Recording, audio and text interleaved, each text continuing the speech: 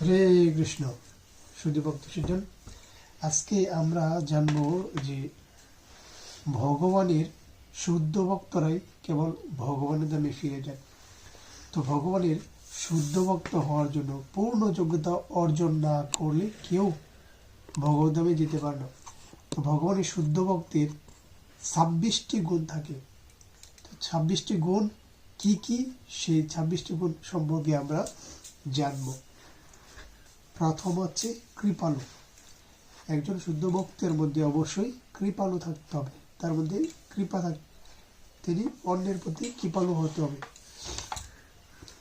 2, কার সঙ্গে ঝগড়া না করা। 3, পরম সত্যে অবিচল।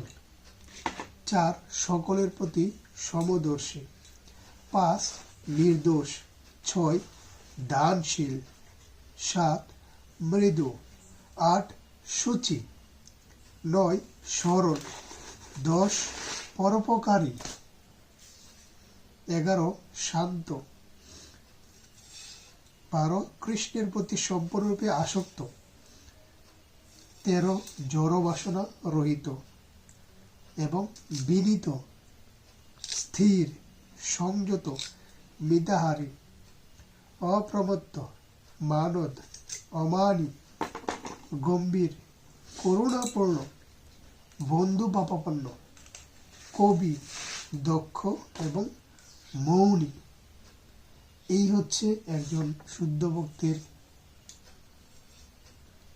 26টি গুণ, যে 26টি গুণ অর্জন করলে শুদ্ধ ভক্ত হওয়া যায়।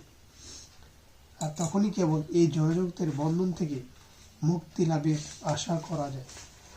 এছাড়া কখনোই 26টি গুণ ব্যতীত কখনোই শুদ্ধ ভক্ত হওয়া যায় না। তো এই হচ্ছে 26টি গুণ, একজন শুদ্ধ ভক্তের 26টি গুণ। হরে কৃষ্ণ।